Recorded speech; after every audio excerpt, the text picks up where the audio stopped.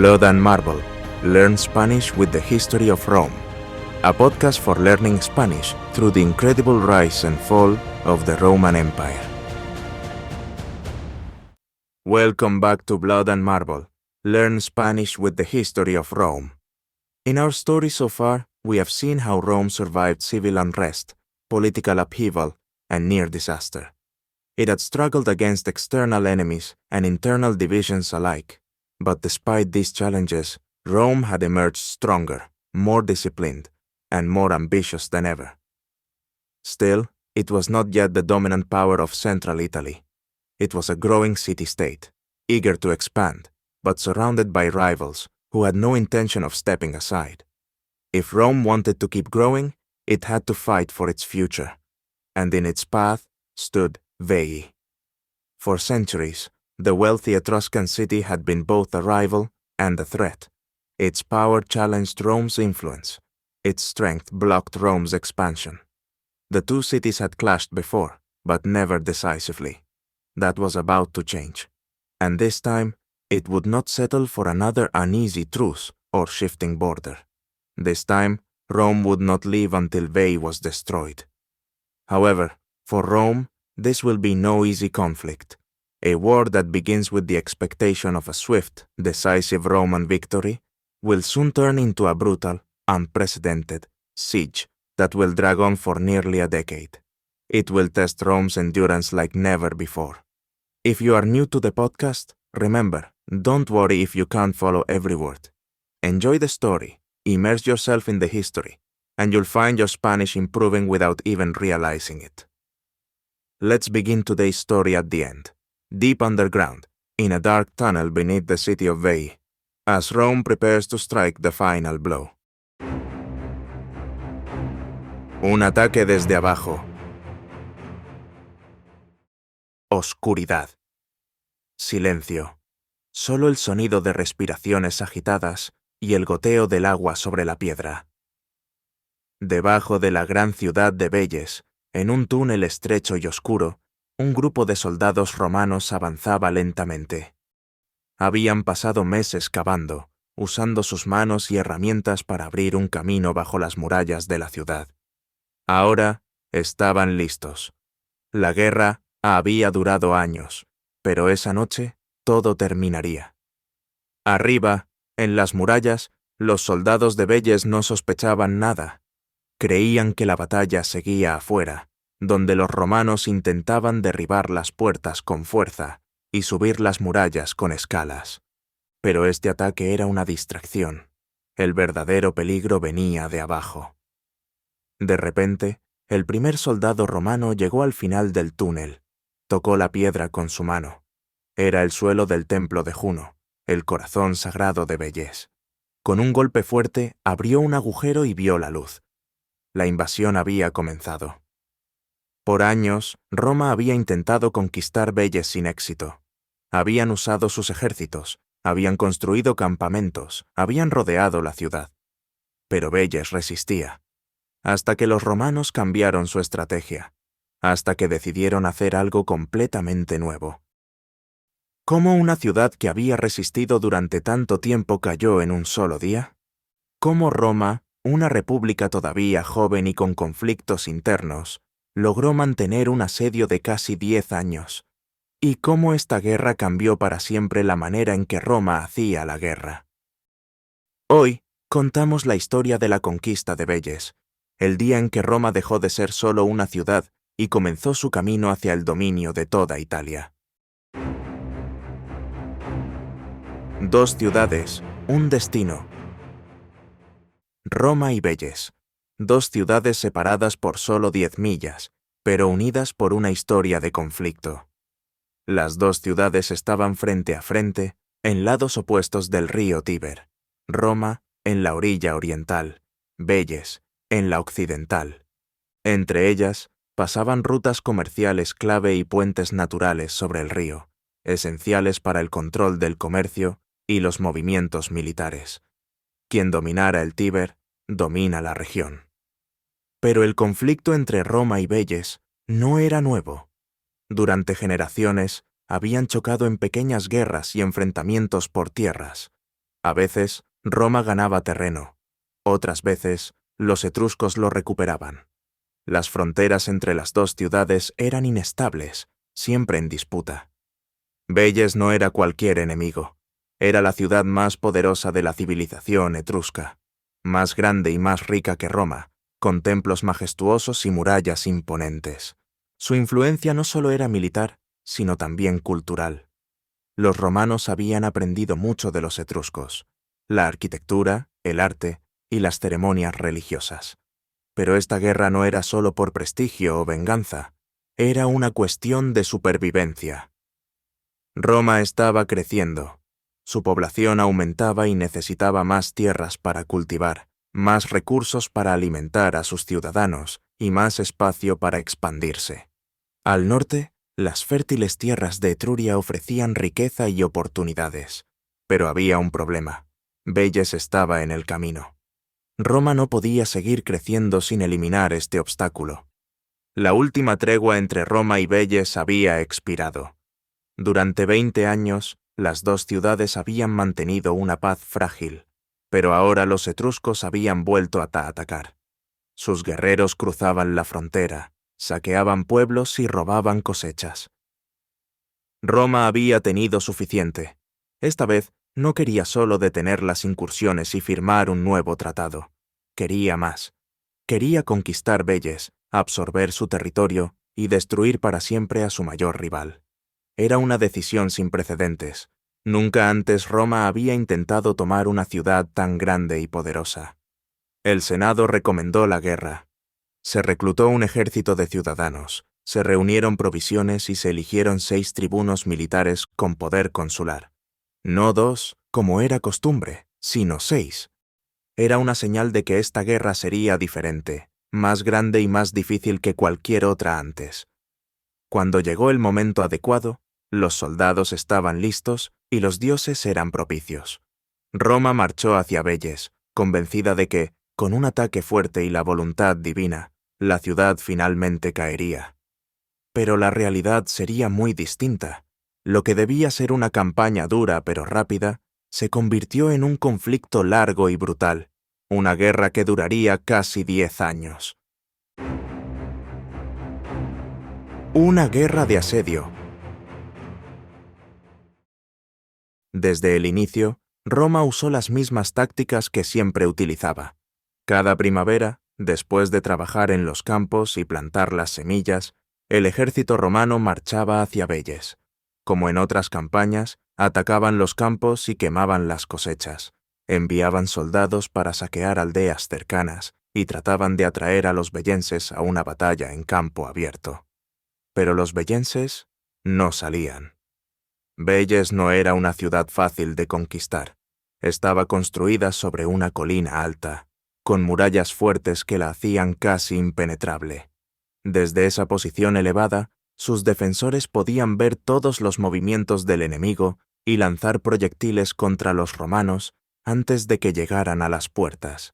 No necesitaban luchar fuera de sus muros, solo resistir.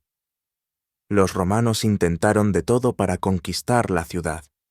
Construyeron campamentos temporales cerca de la ciudad, bloquearon caminos y trataron de cortar los suministros de Velles, es decir, la comida y las cosas necesarias para la ciudad. Usaron escalas para intentar subir las murallas. También utilizaron arietes, grandes y pesados troncos de madera, para golpear las paredes e intentar derribarlas. Pero nada funcionaba. La ciudad resistía, y cada intento de asalto terminaba con grandes pérdidas para los romanos. Además, el tiempo estaba en contra de Roma. En esa época, el ejército romano no era profesional. Como estaba formado por campesinos soldados, los ciudadanos debían regresar a casa cada otoño para cosechar y mantener a sus familias. Así que cuando llegaba el frío, el ejército se retiraba. Cada año, los romanos regresaban a Roma, y cada año, los vellenses reconstruían sus defensas, almacenaban más provisiones y esperaban el próximo ataque. Este ciclo se repitió varias veces. Los romanos volvían en primavera, atacaban, intentaban bloquear la ciudad y después se marchaban. Velles resistía, Roma insistía, pero nada cambiaba. Después de 2 años de guerra sin resultados, Roma finalmente comprendió la verdad. Veyes no caería con una simple campaña militar. Si querían ganar, tendrían que cambiar su estrategia. Una guerra en el invierno. Esta vez, los soldados romanos no volvieron a casa en otoño. Roma tomó una decisión sin precedentes. Para conquistar Veyes, el ejército debía quedarse todo el año. No habría descanso, no habría retirada. Pero quedarse en invierno no era fácil. Primero los soldados tenían que construir refugios más fuertes. Sus tiendas de campaña no eran suficientes para soportar el frío y la lluvia, así que usaron madera para construir casas más resistentes. También cavaron canales para evitar que el agua inundara el campamento. Otro problema era la comida. Durante el invierno los campos estaban vacíos, y los soldados no podían vivir solo de lo que encontraban en la zona. Roma tuvo que organizar un sistema especial para llevar provisiones hasta el campamento. Se construyeron almacenes para guardar trigo, aceite y vino, asegurando que el ejército tuviera suficiente comida durante los meses más duros. Sin embargo, el mayor desafío no era el frío ni la comida, sino los propios soldados. Hasta ahora, la guerra había seguido un ritmo fijo: luchar en primavera y verano, volver a casa en otoño.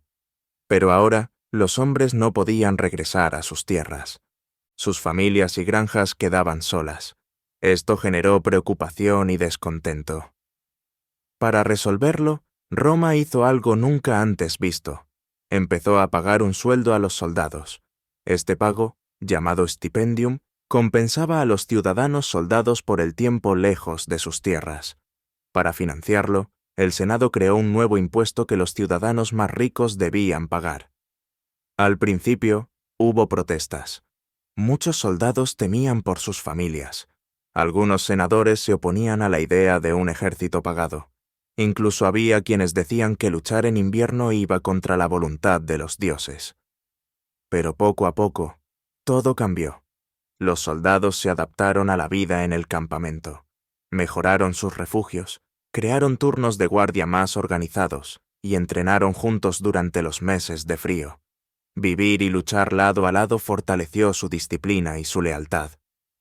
Y lo más importante, Veyes ya no tenía respiro. Sin la pausa del invierno, la ciudad no podía reconstruir sus defensas ni reunir nuevas fuerzas. El asedio era constante. Día y noche, los romanos estaban allí.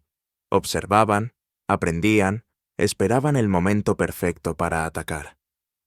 Con este invierno, Roma no solo cambió el curso de la guerra contra Veyes, también cambió su manera de hacer la guerra para siempre.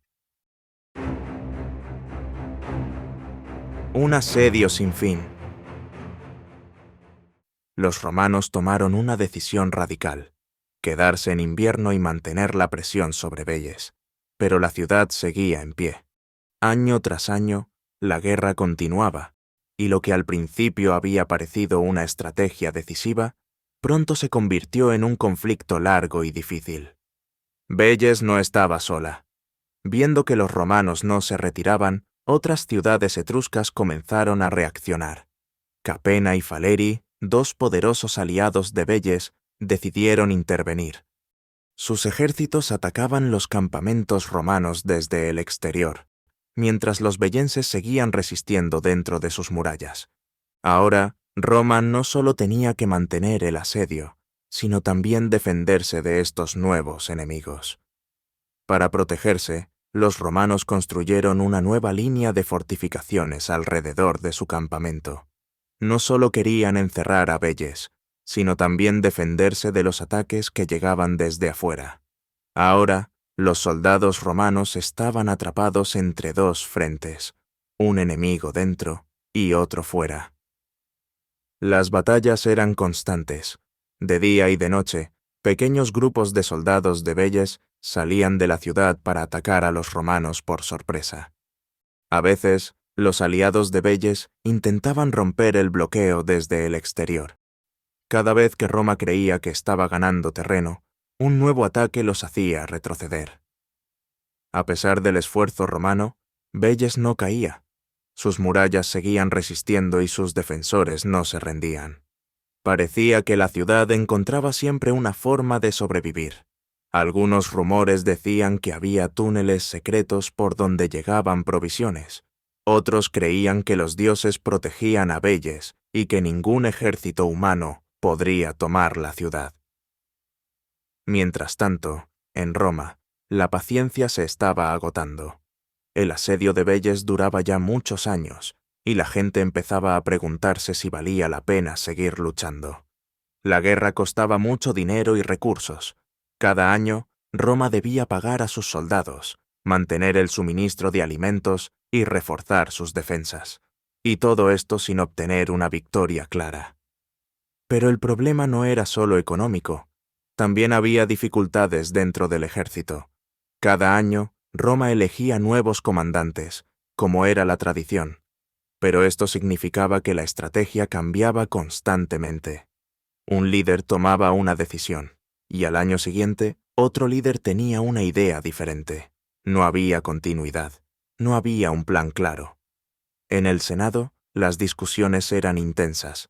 Algunos decían que Roma debía retirarse y aceptar que Velles no podía ser conquistada. Otros, más ambiciosos, creían que era solo cuestión de tiempo y que rendirse sería un error. Pero mientras debatían, la guerra seguía sin avances. Después de casi 10 años de asedio, Roma llegó a un punto crítico. El Senado comprendió que el mando tradicional no estaba funcionando. En una guerra normal, los tribunos militares compartían el liderazgo y cambiaban cada año. Pero este asedio era diferente. Una campaña larga, compleja y sin precedentes.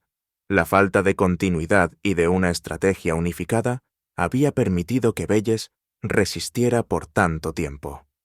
Roma necesitaba un solo comandante con poder absoluto para dirigir la guerra hasta su conclusión. Por eso, el Senado tomó una decisión clara: nombrar un dictador. El elegido fue Marco Furio Camilo. Camilo no fue elegido por casualidad. Había demostrado creatividad táctica en campañas anteriores, y se había ganado el respeto tanto de los soldados como de los líderes políticos. Su profundo respeto por los rituales religiosos tranquilizaba a quienes temían que los dioses estuvieran en contra de Roma. Además, ya conocía bien la situación en Velles, pues había servido allí como tribuno militar en los primeros años del asedio. Con su nombramiento, Roma apostaba todo en una nueva estrategia. Por primera vez en la guerra, había un solo líder con autoridad total, y Camilo estaba listo para terminar el conflicto de una vez por todas. El plan de Camilo. Camilo no perdió tiempo. Tan pronto como asumió el mando, reorganizó el ejército y restableció la disciplina. Cada soldado tenía su función clara. Cada campamento estaba mejor fortificado, y cada movimiento era planeado con precisión. Pero más que nada, Camilo quería entender por qué Velles había resistido durante tanto tiempo. Estudió los fracasos anteriores y examinó las defensas de la ciudad. Velles era una fortaleza imponente, construida sobre una colina con murallas fuertes y bien protegidas. Un ataque directo no funcionaría. Ninguna escalera, ariete o asedio tradicional había sido suficiente. Si Roma quería ganar, debía cambiar su estrategia por completo. Camilo ideó un plan audaz. En lugar de atacar las murallas, los romanos entrarían por debajo. Roma construiría un túnel secreto, excavado en silencio bajo la ciudad, que llevaría directamente al corazón de Velles, el templo de Juno, situado en la Acrópolis. Si lograban emerger allí, podrían tomar la ciudad desde dentro. Era una misión difícil y con muchos riesgos. Cavar un túnel tan largo sin ser descubiertos requería habilidad, planificación y mucho esfuerzo. Debía ser lo suficientemente resistente para que los soldados pudieran moverse dentro sin que colapsara. Y, sobre todo, tenía que permanecer en secreto hasta el último momento. Para distraer a los vellenses, Camilo ordenó ataques falsos en distintos puntos de la muralla.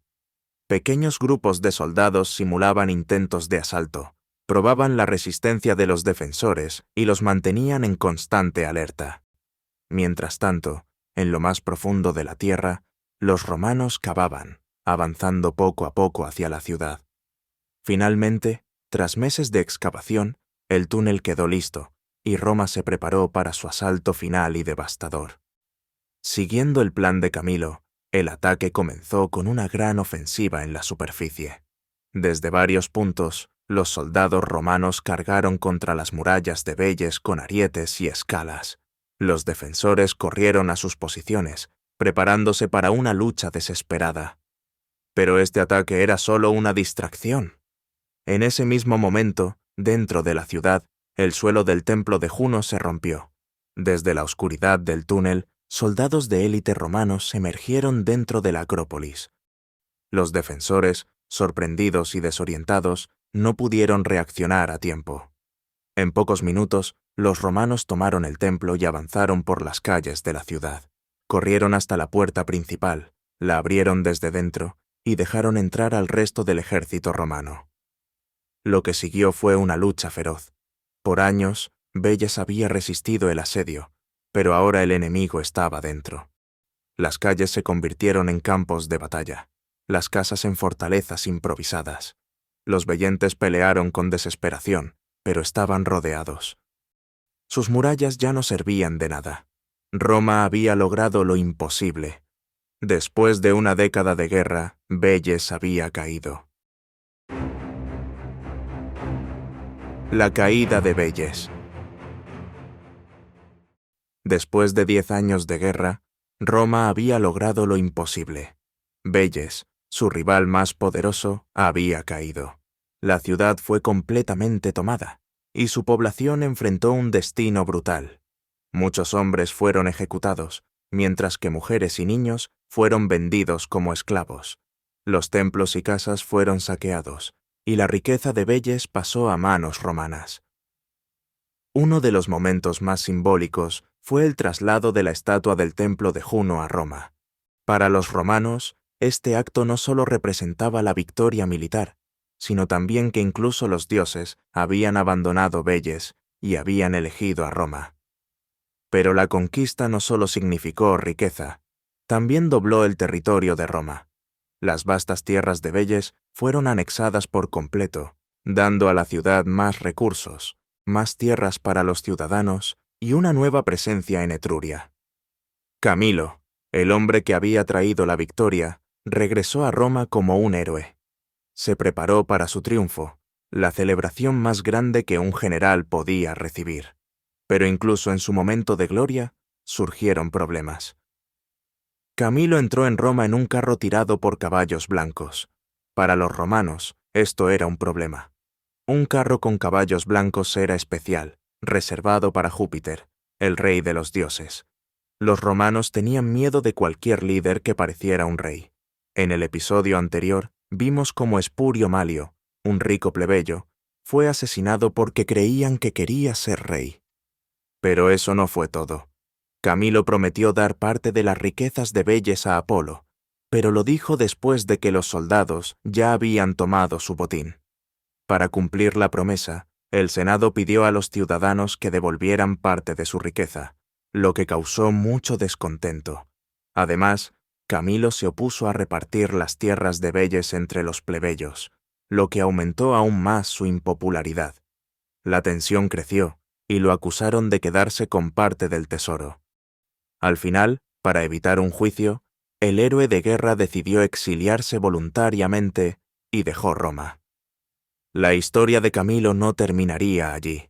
Unos años más tarde, Roma estaría al borde del desastre, y solo un hombre podría salvarla. Pero eso es para otro episodio.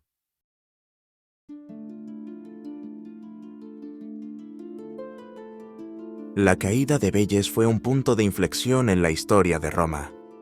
Fue la primera vez que la ciudad conquistó un enemigo grande y lo anexó completamente. En el futuro, Roma usaría este modelo una y otra vez. Guerra, conquista, anexión. La guerra también cambió la manera en que Roma luchaba. El pago a los soldados, el stipendium, fue el primer paso hacia un ejército más profesional. La guerra de asedio y la importancia de un liderazgo unificado marcaron la estrategia romana en futuras campañas. Pero sobre todo, la victoria sobre Veyes convirtió a Roma en la potencia dominante del valle del Tíber.